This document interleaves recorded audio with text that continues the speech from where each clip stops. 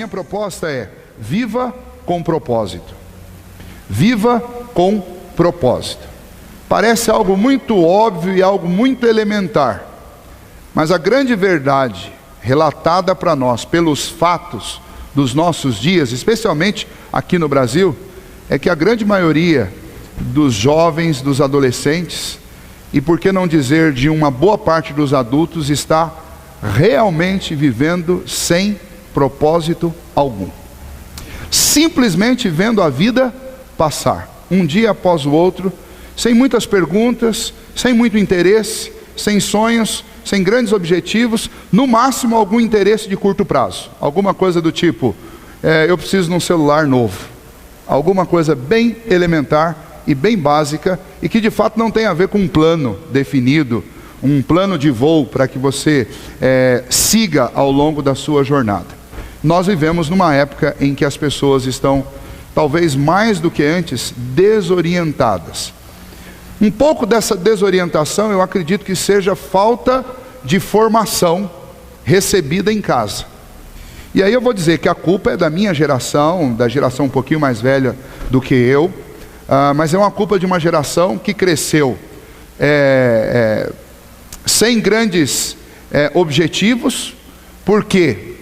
Porque recebeu dos pais o seguinte tratamento: os pais foram tratados com muita dureza, receberam um tratamento mais duro do que um tratamento militar. E aí, quando tiveram seus filhos, decidiram fazer o seguinte: olha, eu não vou fazer com meu filho o que o meu pai fez comigo. Então eu vou deixar meu filho ter muita opinião, eu vou deixar meu filho fazer o que ele quer, eu vou dar para o meu filho tudo o que eu não tive a oportunidade de ter. E a nossa geração, economicamente falando, ela teve esse privilégio de poder dar para os nossos filhos, talvez não tudo o que a gente gostaria de dar, mas muito mais do que o que nós recebemos. E nós não ajudamos muito os mais novos com essa proposta de vida. Por quê? Por mais que nós pudéssemos, como pais, dar uma vida mais confortável para eles, nós tiramos deles aquilo que nós tínhamos, de estabelecer uma meta de longo prazo e ir trabalhando quietinho, silencioso e devagar para chegar lá. Porque nós entregamos tudo pronto. Eles querem alguma coisa. A primeira bicicleta que eu ganhei foi usada, reformada pelo meu próprio pai, mas depois de ter sido aprovado no ano que eu recebi a bicicleta. A bicicleta era alguma coisa interessante para a minha geração quando eu tinha 12 anos de idade. Era alguma coisa que um garoto de 12 anos queria de verdade. E para ter essa bicicleta tinha que ser aprovado, não podia ter nota vermelha, não podia ter nota abaixo de um determinado parâmetro que foi estabelecido. Se você chegar para um adolescente de 12 anos e falar para ele: olha, se você passar de ano eu vou te dar uma bicicleta, ele vai rir de você. Porque infelizmente não é mais isso que eles querem. Agora, se você falar: se você não passar de ano eu vou tirar o seu celular, ou pelo menos não vou carregar o crédito nele para você poder usá-lo, talvez você vai começar a mexer com ele. Mas é uma geração muito diferente da nossa, e é uma geração que se acostumou a receber coisas prontas. Não estou dizendo que vocês que estão aqui estejam vivendo exatamente isso. Eu acredito que não, porque senão não estariam aqui. Mas eu acredito que vocês estão vivendo dentro de uma sociedade, de uma cultura sem propósito. O propósito é simplesmente ganhar algum dinheiro para poder ter um crédito celular, para poder ter uma internet, para poder beber com os amigos no final de semana, e por aí vai. E quando você pensa em profissão, a profissão, para quê? Para eu poder ter dinheiro para sobreviver. E parece que o dinheiro está sempre no final deste propósito de vida. Poucas pessoas estão escolhendo uma profissão por paixão. Poucas pessoas estão escolhendo uma profissão porque realmente sentem que esse é o seu talento. A grande maioria está escolhendo ou por uma questão de influência dos pais, ou por uma questão de simplesmente, olha, é isso que está dando mais dinheiro ultimamente. E aí você vê muita gente correndo tão somente atrás da cenoura. É só isso e nada mais do que isso. Bom, por que esse não é um bom caminho? Isso não é um bom caminho, primeiramente porque se você usar essa estratégia para definir quais são os propósitos da sua vida, você vai passar a vida inteira correndo atrás de uma coisa que você nunca vai encontrar. Porque se a proposta é satisfazer alguma coisa, como ter bens, então deixa eu tirar a sua ilusão. Porque você vai descobrir na vida que as coisas funcionam mais ou menos assim. Alguém vai dizer para você: olha, se você puder ter tudo o que você quer, então você será feliz. Então, estude muito, trabalhe muito, ganhe muito dinheiro que você vai alcançar a felicidade. Então mais ou menos você vai fazer o seguinte: você vai estudar muito e vai achar, bom, quando eu me formar eu vou ter uma bela profissão, vou ganhar muito dinheiro, vou ser feliz. Daí você se forma, e quando você se formar você vai descobrir que não é tão fácil ter um trabalho para ganhar bastante dinheiro, né? Mas suponhamos que você seja uma pessoa excepcional e consiga isso, e comece a ganhar o seu dinheiro. Você vai descobrir que bastante dinheiro sem pessoas importantes com as quais você usufruir do que você tem, não tem o menor valor. Você vai pensar, bom, alguém disse para mim que se eu casar eu vou ser muito feliz. Aí você casa, você acha alguém e casa. Aí você casa e alguém vai dizer para você, depois do primeiro ano de casamento, quando entra no segundo, que começa a ter alguns atritos, alguém vai dizer assim, ó, quando vocês tiverem um filho, isso tudo vai acabar, né? Aí vocês pensam num filho, e tem um filho, e quando vocês têm um filho, vocês vão descobrir que vocês vão ter que trabalhar mais, vocês vão descobrir que vocês vão chegar em casa e ao invés de descansar, você vai ter que lidar com as dificuldades dele, vai ter que dar atenção para ele, é necessário fazer isso. Aí alguém vai dizer assim, olha, o dia que você formar o seu filho vai ser o dia mais feliz da sua vida. Aí você vai e forma, aí você forma o seu filho, aí você começa a ser um assessor do trabalho do seu filho, você vai ter que dar assessoria para ele. Aí alguém vai dizer, olha, no dia que ele casar, você vai ser muito feliz, que a maior realização de um pai é pôr um filho no altar, ou uma filha no altar para o casamento. Aí você luta, faz isso, ora muito, ele arruma alguém que ele gosta, casa, muito bem. Aí você falou, bom, agora eu vou fazer a minha segunda lua de mel, e agora finalmente eu vou ser feliz, vou usar todo aquele dinheiro que eu ganhei, com todo aquele trabalho, com todo aquele estudo. Aí você chega na casa e você sente aquele vazio, porque o filho não está lá.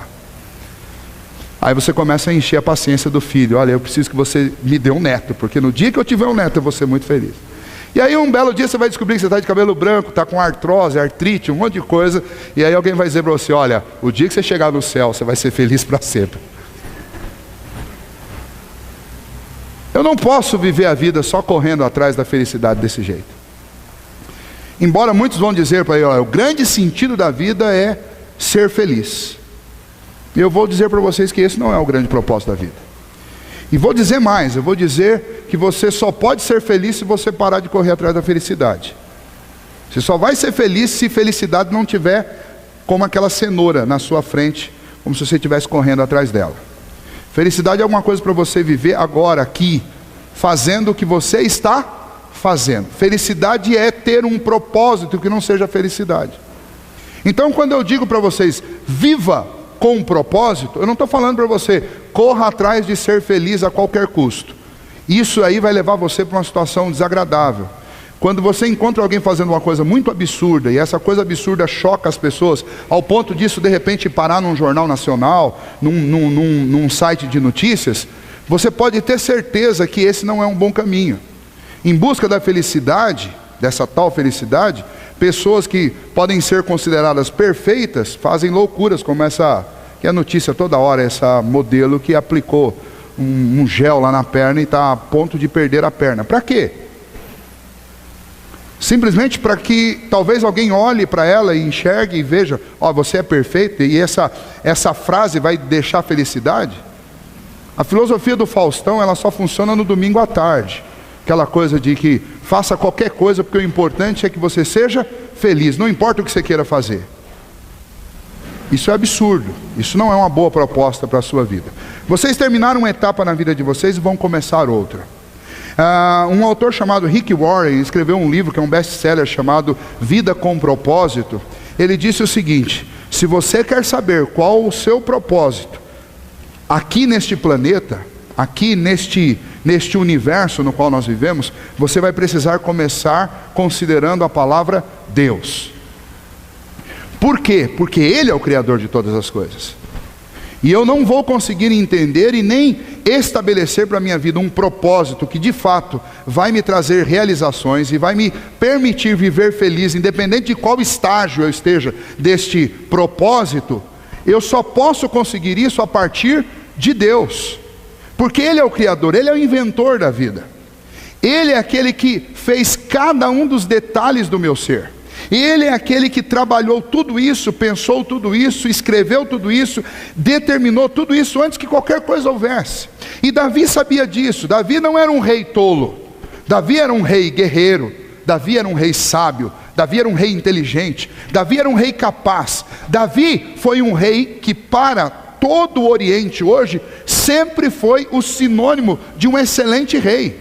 Para vocês terem uma ideia, lá em Israel até hoje eles cultuam o túmulo de Davi e eles aguardam, porque eles acreditam numa profecia de que um dia Davi voltará, porque o Senhor disse que o reino de Davi jamais passaria. Eles não entendem que isso significa que a descendência de Davi herdará o trono de Israel e o trono de toda a terra, e esse descendente é o Senhor Jesus Cristo.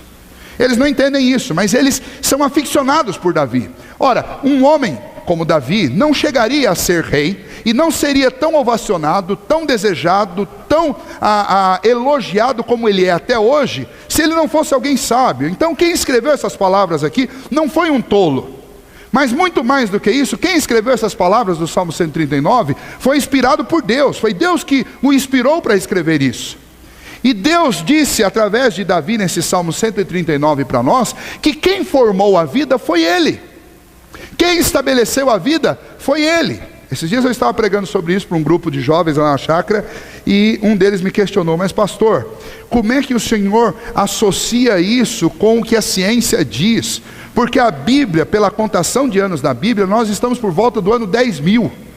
Mas a ciência diz que o nosso planeta e a vida, ela tem bilhões de anos. Eu vou dizer, olha, a ciência está correta, assim como a Bíblia também está correta. Mas como que essas coisas se encaixam? Eu não posso fazer um tratado disso daqui hoje. Lá eu trabalhei com eles 3 horas seguidas sobre esse tema.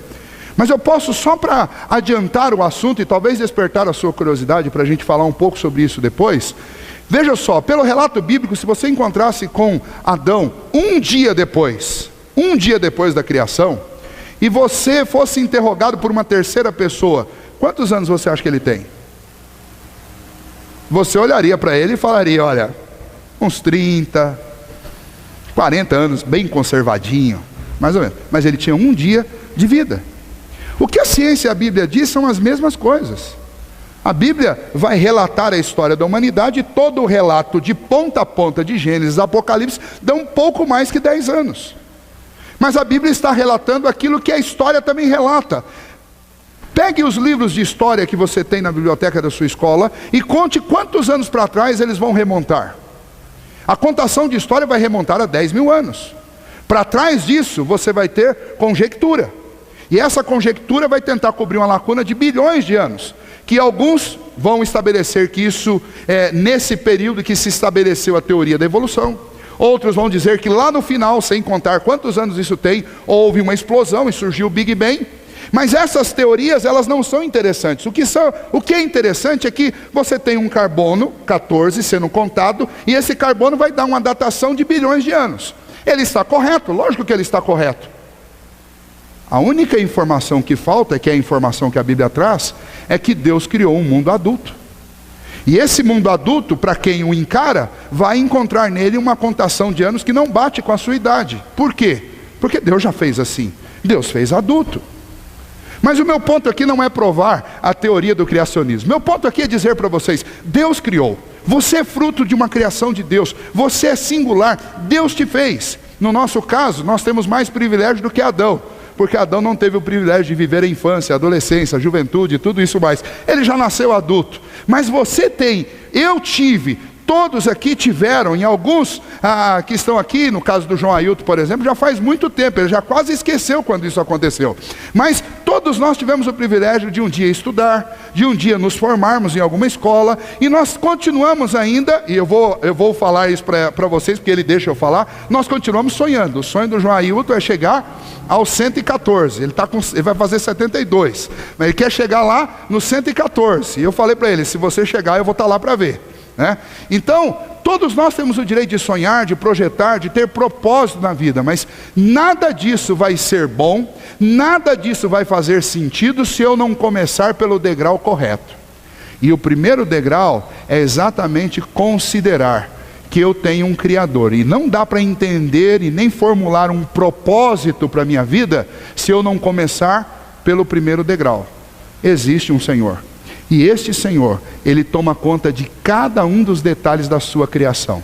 Ele não é um Deus desmazelado, Ele não é um Deus deísta, um Deus que fez tudo, deu corda, largou e foi embora. Não, Ele está presente. E ainda que as circunstâncias tragam para a nossa vida acontecimentos que algumas vezes são desagradáveis, são problemáticos e nós não entendemos muito bem, e isso tudo coopera para que o plano de Deus aconteça. Deixa eu contar uma história antes de continuar para vocês. Todos aqui já devem ter assistido, ou ouvido, ou lido a história de José do Egito. José do Egito era o filho caçula de uma família de 12 irmãos. Irmãos de 4 mulheres diferentes. 4 mulheres diferentes. As 2 esposas de Jacó e as 2 concubinas, que eram as 2 servas, a serva de cada uma das esposas. E imagine que essa família deveria ser uma família de gente muito amigável e bacana. Você imagine, 4 mães, 12 filhos e um só maridão, para tomar conta dessa bagunça toda. Bom, o detalhe é que esse maridão e esse paizão, como qualquer pai aqui, ele tinha um tratamento diferente para cada filho. E aí eu quero adiantar para vocês, filhos, e esqueçam, não existe pai que trata todo filho igualzinho, porque é impossível. Os filhos são diferentes, como é que você pode esperar que tenha um tratamento igual para todos?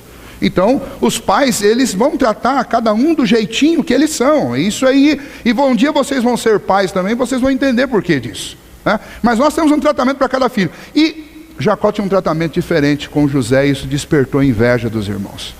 Mais do que isso, Deus dava sonhos para José. E num desses sonhos, José viu 11 feixes de trigo, 2 maiores, simbolizando seu pai e sua mãe, se encurvando diante do dele, que permanecia em pé. No outro sonho, ele viu tudo se apagando. Sol, lua e mais 11 estrelas, diante de uma estrelinha, que era ele. Você imagina você falar isso no meio de 12 irmãos. Bom, o resultado é que eles se revoltaram muito. Eles simularam a morte de José, mataram um animal, sujaram as vestes de José com a roupa daquele animal, venderam José como escravo para um comerciante de escravos do Egito. Por consequência disso, José vai parar no Egito como escravo, vai trabalhar na casa de um homem chamado Potifar. Ele é muito exímio administrador e por isso ele começa a ganhar fama, tanta fama que até a mulher de Potifar se interessa por ele. E ele é um homem justo, íntegro, ele não quer trair Potifar e não quer trair também Deus, a quem ele servia. E por causa disso ela fez uma tramóia e contou uma mentira de que ele havia atacado. Ele vai parar no calabouço, vai parar numa prisão. E ele fica esquecido nessa prisão, mas o dono da prisão, como ele era um ótimo administrador, colocou ele para tomar conta lá da vida cotidiana dos presos lá dentro da prisão. Um dia apareceram 2 cidadãos lá. Um era o copeiro real e o outro era o padeiro que fazia pão para o palácio, para Faraó, rei do Egito. E aí os 2 tiveram sonhos e José interpretou o sonho deles. E disse para o padeiro, daqui 3 dias sua cabeça vai estar sendo comida por urubus no deserto. E disse para o copeiro, daqui 3 dias você vai voltar a servir Faraó. Quando você voltar a servir Faraó, não se esqueça de mim, que eu vou ficar aqui na prisão. Mas o copeiro voltou, tudo aconteceu e adivinha, o copeiro esqueceu. E foram passando o tempo. Até um dia que Faraó teve um sonho em que ele viu 7 vacas gordas comendo 7 vacas magras. Aliás, 7 vacas magras comendo 7 vacas gordas. 7 espigas vazias comendo 7 espigas cheias. Bom, o que esse sonho significa? O copeiro lembrou que lá no calabouço tinha um jovem que interpretava sonhos. Aí eu já não sei se ele era jovem mais, um homem que interpretava sonhos. E então, eles mandaram buscar este homem interpretou o sonho de Faraó e disse para Faraó, olha, essas 7 espigas vazias e essas 7 vacas magras e as 7 espigas cheias e as 7 vacas gordas simbolizam 7 anos de muita prosperidade e 7 anos de fome. É isso que Deus está mostrando que vai acontecer daqui para frente aqui no Egito. E aí Faraó perguntou, acaso haveria no meu reino um homem cheio do Espírito de Deus que seja capaz de administrar uma situação dessa, viver 7 anos guardando para sobreviver outros 7? E então, adivinha sobre quem recaiu essa responsabilidade? Sobre José. E José é colocado como a segunda pessoa de Faraó, o vice-rei em todo o Egito. Quando os anos de fome vieram, aconteceu fome também na Palestina, e por conta disso, Jacó e os seus filhos estavam passando necessidade. E então os filhos de Jacó, os irmãos de José vão até o Egito comprar comida. E quando eles chegam lá, eles não reconhecem José, mas José os reconhece. E então quando José se revela para eles, eles ficam com medo mortal, medo de morrer, medo de serem vingados, ou de receberem a vingança por parte de José. E é neste versículo, porque se eu só citasse o versículo, vocês não entenderiam. É nesse versículo que eu quero chegar. José respondeu para eles a seguinte frase: não se atemorizem, não fiquem com medo, porque Deus tornou o mal que vocês fizeram comigo em bem. E o que Deus estava fazendo na realidade é me mandando adiante de vocês para a preservação da nossa casa. É assim que alguém que considera que Deus é o início, é o meio e é o fim, que Deus criou todas as coisas, estabeleceu todos os propósitos, estabeleceu e determinou a nossa vida, é assim que alguém que tem os pés bem firmes sobre este fundamento reage às lutas da vida. Ele não estava com ódio dos irmãos, ele não estava revoltado com os irmãos, ele não queria se vingar dos irmãos, muito pelo contrário, ele olhou para os irmãos e entendeu uma coisa: olha, até o mal que vocês tramaram e realizaram contra mim, nada mais foi do que a realização dos propósitos de Deus para salvar a nossa família. Naquele dia foi mal, mas hoje o que vocês fizeram se tornou em bem, não só para uma família de 16 pessoas, mas se tornou em bem para quantas mil pessoas que vivem aqui, ou talvez milhões de pessoas que viviam no Egito, que sobreviveram. Por quê? Porque Deus permitiu que aqueles irmãos fizessem o mal. Então o que eu quero dizer para vocês é o seguinte: viva com propósito. Viver com propósito entende, ou começa exatamente considerando que Deus é o início, é o meio e o fim. Ele nos criou, Ele nos estabeleceu nesta terra com um propósito. E se eu quero ser bem sucedido, se eu quero alcançar boas metas, boas realizações, eu preciso começar entendendo que Deus já escreveu, já determinou uma obra para eu realizar. Mas Deus não me deixou como um robô pré-programado, não deixou uma lista de coisas para eu sair daqui e fazer como um robô. Não, Deus quer que eu descubra, porque nós gostamos de descobrir, nós gostamos da curiosidade, a curiosidade nos move. Então Deus estabeleceu algo para você realizar, há um propósito divino para a sua vida. E eu queria desafiar vocês aqui hoje, para que vocês vivessem, sonhassem, planejassem os próximos anos da vida de vocês da seguinte maneira: primeiro, eu preciso buscar em Deus, descobrir qual é o propósito, o objetivo dele para a minha vida. Eu não quero só ganhar dinheiro, eu não quero só ter um casamento, eu não quero só ter um patrimônio para eu poder me sustentar. Eu quero saber o que Deus quer que eu faça nessa terra. Eu vou viver aqui, se você for como João Ailton, eu vou viver talvez 114 anos aqui. O que Deus quer que eu faça nesse planeta durante 114 anos? Porque, gente, se o único objetivo seu for ganhar dinheiro e enriquecer com dinheiro, então você está estabelecendo como propósito para a sua vida a maior e a pior de todas as misérias. Porque o pior pobre, o mais miserável, é aquele que só tem dinheiro, não tem nada além do que dinheiro. Esse é o pior de todos. Deus quer algo mais de você. Deus colocou você aqui com uma meta, com um propósito. Ele quer usar você para alcançar muitas outras vidas. E quando eu falo alcançar, não estou dizendo que Deus quer que você seja pastor. Talvez tenha alguém aqui que vai ser pastor daqui uns dias.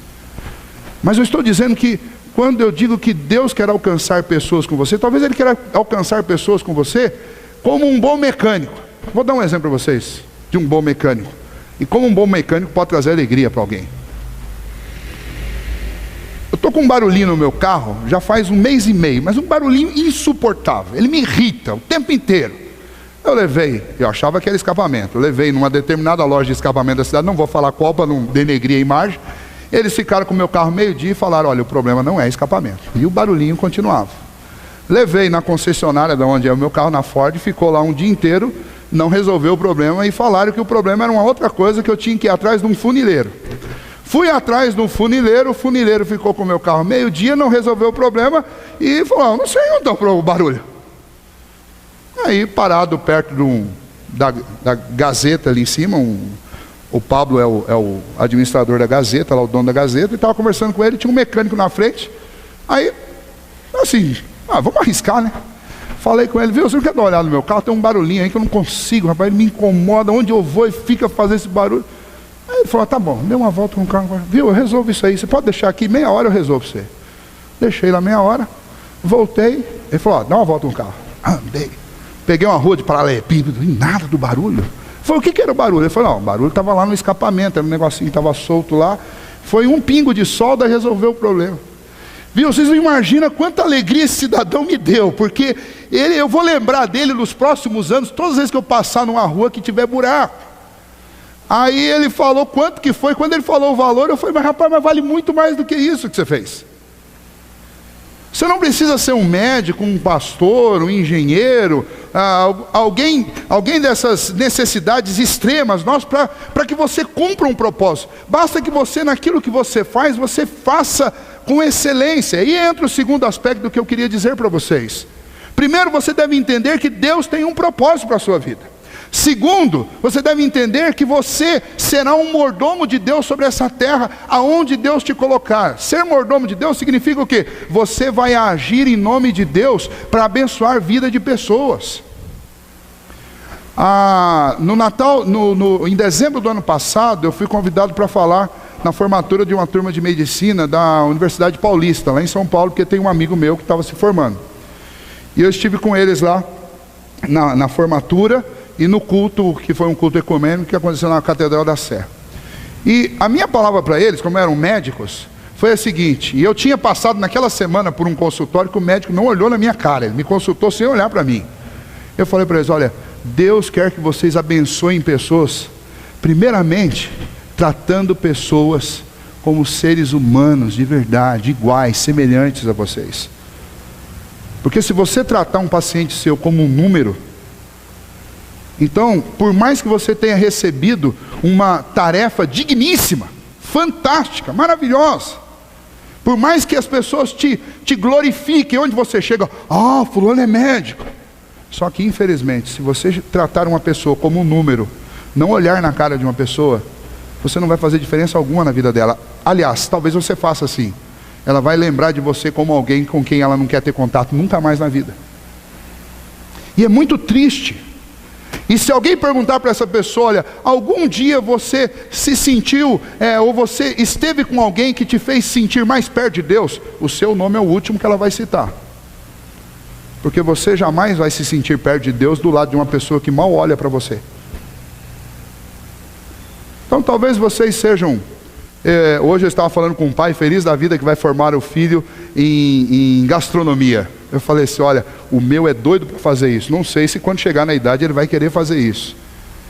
Mas olha, que bom você poder formar um filho em gastronomia. Afinal de contas, nós não comemos todos os dias, várias vezes. Você precisa de alguém formado em gastronomia muito mais do que você precisa de um mecânico. É bom você ter uma atividade com a qual você vai poder servir as pessoas todos os dias. É muito gostoso isso. Lembre, Deus fez de você um mordomo. Descubra em qual setor Deus quer você sendo um mordomo dele. Talvez Deus queira você como um mordomo dele lá no setor da construção civil, talvez lá no setor da saúde, talvez no setor da educação, tão carente como está, talvez lá no setor da indústria, talvez no setor da política. Por que não? Nós estamos precisando de homens que ao olhar para eles você lembre de Deus, porque infelizmente os que estão na nossa política não nos lembram Deus, muito pelo contrário. Deus tem um propósito para a sua vida. Conheça esse propósito de Deus, procure saber qual é, e ao descobrir, viva como um mordomo de Deus. Como você acha que Deus trataria uma pessoa? É assim que você deve tratar.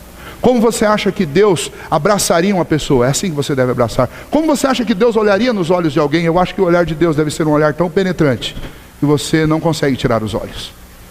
Tem gente que olha firme nos nossos olhos, a gente parece que chega até a incomodar e você tira os olhos. Mas eu acho que o olhar de Deus é um olhar tão profundo, penetrante, tão amável, tão doce, tão generoso, que você não consegue tirar os olhos dele. O meu desejo é que vocês sejam assim, que vocês sejam estudantes assim, que vocês sejam profissionais assim, porque essa é a vontade de Deus. para a vida de vocês. O Salmo 139 diz que Deus nos fez e nos conheceu antes que qualquer um de nós fosse formado, que os nossos dias estão escritos e determinados por Ele, e que o que Ele fez é assombrosamente maravilhoso. Significa o quê? Deus te fez de que maneira? Olha, pastor, eu acho que eu vou ser um engenheiro. Deixa eu dizer para você, Deus te fez um engenheiro assombrosamente maravilhoso. Significa que não tem nenhum outro engenheiro nesse planeta melhor do que você, porque foi assim que Deus te fez. Agora, você pode ser um engenheiro medíocre, se você não entender que você é um gerente, é um mordomo de Deus. Se você achar que você tem simplesmente que agir como a maioria faz. Se você achar que você simplesmente tem que agir do jeito que for, porque o que determina a qualidade do seu atendimento é a qualidade da pessoa que entra lá. Gente, se você colocar o fator determinante para o que você vai fazer nos outros, aí nós estamos perdidos, porque aí nós vamos sempre nivelar cada vez mais por baixo. Agora coloque como padrão para você Deus. Eu sou mordomo de quem? De mim mesmo? Não, eu sou mordomo de Deus. Então o meu padrão é perfeição, é excelência. Qualquer coisa que eu for fazer, eu devo fazer assim. Para finalizar esse ponto, o apóstolo Paulo diz lá no Novo Testamento, em 1 Coríntios, no capítulo 10, ele diz assim: portanto, quer comais, quer bebais, ou façais qualquer outra coisa, fazei tudo como para o Senhor. Significa o quê? Que qualquer coisa que você for fazer na vida, você deve lembrar que em primeiro lugar você está fazendo a Deus. Lá em Colossenses, repetindo o mesmo texto, ele diz o seguinte: olha, quando você estiver trabalhando, não trabalhe apenas debaixo da vista do seu patrão. Lembre que Deus do céu te vê lá onde você trabalha, e você está servindo primeiramente a Deus. Ah, mas o meu patrão não me paga bem. E aí Paulo conclui dizendo o seguinte: mas o seu patrão também tem Senhor no céu, e é Deus que vai dar a paga que ele merece. Então você não tem que ficar preocupado se o patrão vai pagar bem ou não, se o cliente é bom pagador ou não é bom pagador. Sua preocupação é em fazer aquilo que Deus espera que você faça, é em fazer aquilo que Deus faria se Ele estivesse no seu lugar, porque você é mordomo de Deus. Primeiro, Deus é o Criador e estabeleceu um propósito para a minha vida. Segundo, descobrir qual é o propósito, então eu tenho que ser um mordomo de Deus nessa área e fazer como Deus faria se Ele estivesse aqui exatamente no meu lugar. Por último, viva com propósito. Lembre que você é responsável diante de Deus por tudo o que você faz. A gente tem um péssimo hábito de jogar a culpa nos outros. Já perceberam? A gente está o tempo inteiro colocando a culpa nos outros.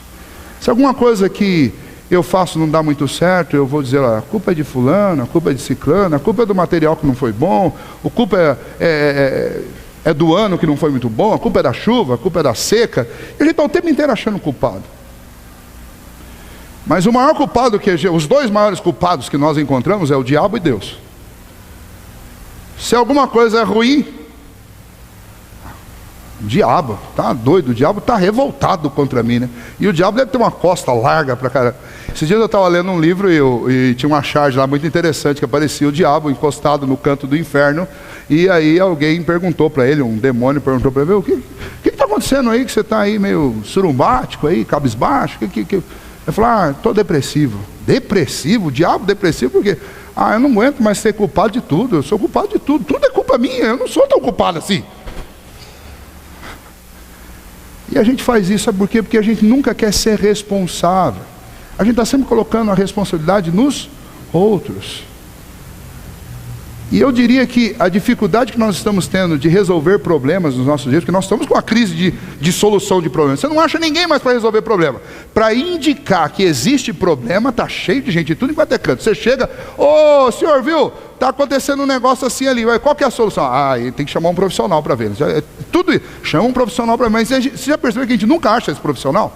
Aí você chama um profissional e diz assim: olha, esse negócio aí não é uma coisa que é especializada, você precisa achar alguém especializado nesse negócio aí. E daí a gente nunca acha, porque pouca gente hoje em dia quer ser responsável.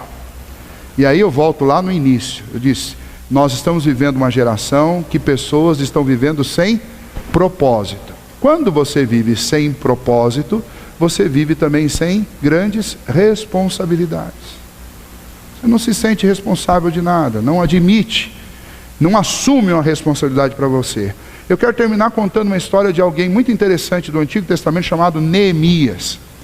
Neemias foi um jovem que ele foi levado de Israel para a Síria, e ele foi levado como escravo.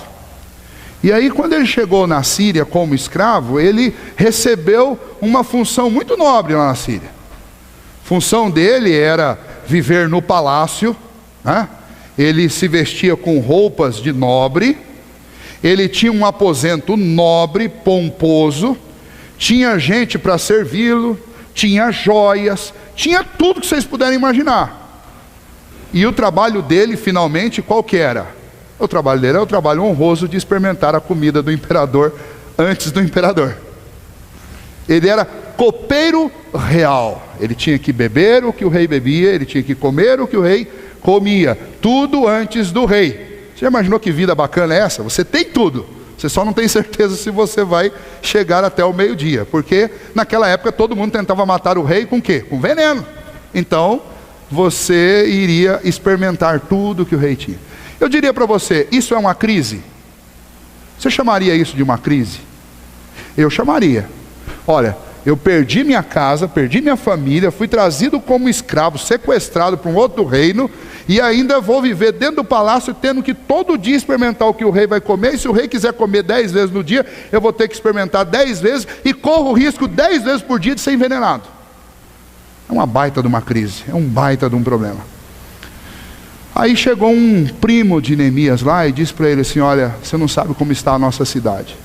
Nossa cidade foi arrebentada, os muros foram derrubados, os túmulos dos nossos pais foram profanados, foram destruídos para roubar joias e coisas que estavam enterradas junto com os nossos pais. O templo do nosso Deus foi destruído, os objetos do templo foram roubados. Não dava para fazer isso aqui, né? Que não tem quem consiga carregar esse púlpito daí, mas lá eles roubaram.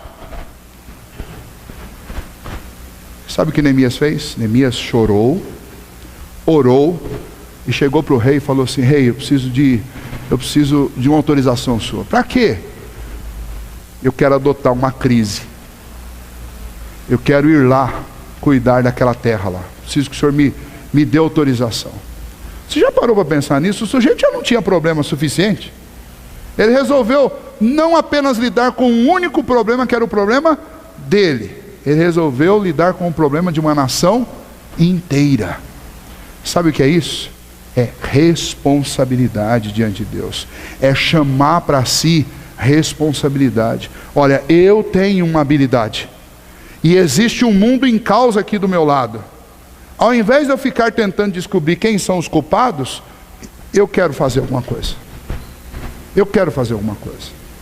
Quando a gente pensa, por exemplo, em política no nosso país, o que os pais dizem para os filhos? Ó, filho, pelo amor de Deus, faça qualquer coisa. Não vem com esse negócio de querer ser político. Pelo amor de Deus, porque está mais sujo do que...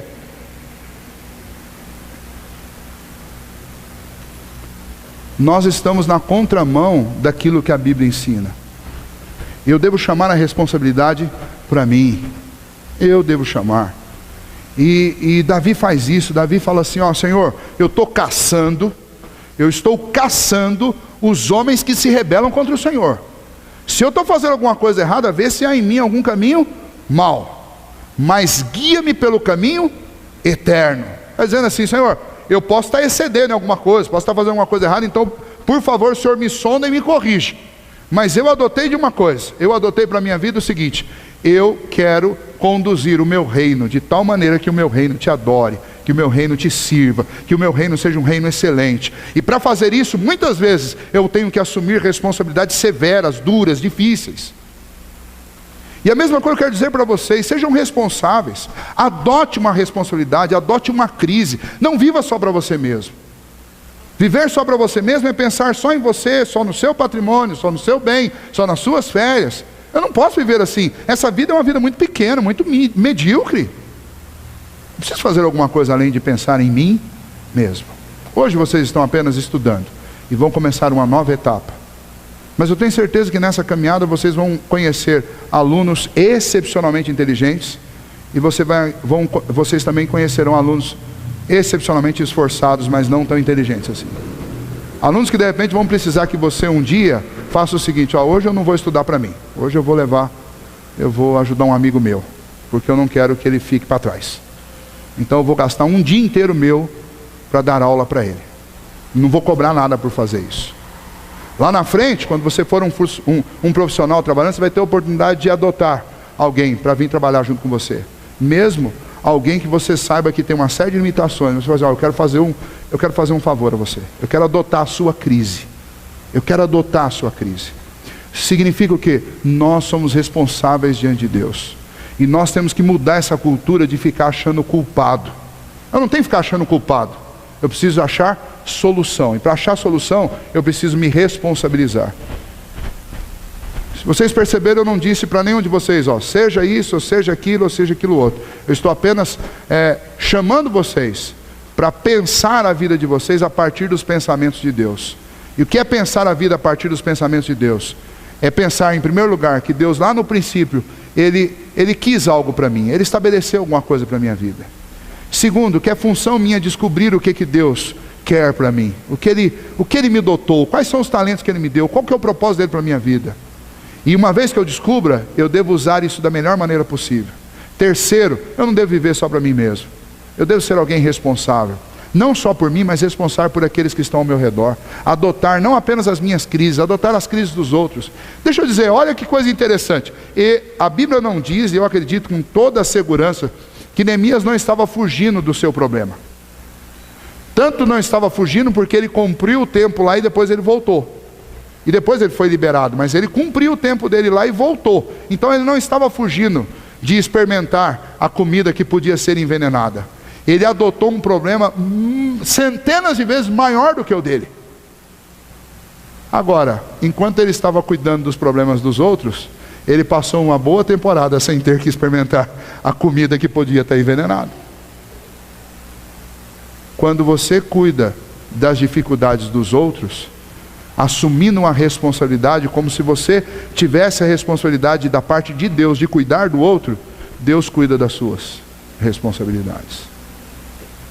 Deus vai fazer por você o que você está fazendo pelo outro. Gálatas capítulo 6 diz, quando você tiver a oportunidade de semear o bem, semeie, porque aquilo que o homem semear, isso também ele colherá. Um dia eu preguei sobre esse texto aqui, e eu falei, olha, pensa no exemplo do milho. Você lança lá um milhinho na terra, nasce um pé de milho. O pé de milho vem com pelo menos 3 espigas.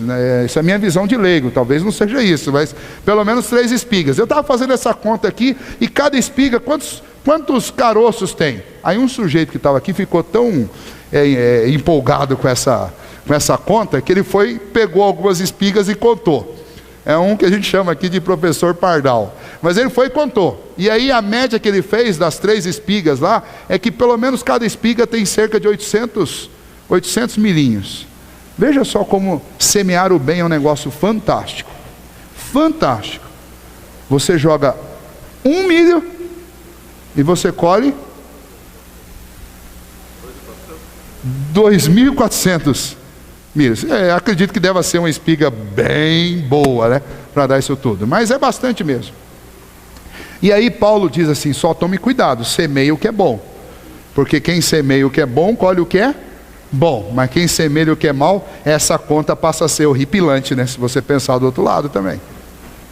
Então, seja alguém responsável, assuma responsabilidades diante de Deus e diante das pessoas. Olha, eu quero fazer, não só para mim, eu quero fazer também pelos outros. Eu quero semear o bem.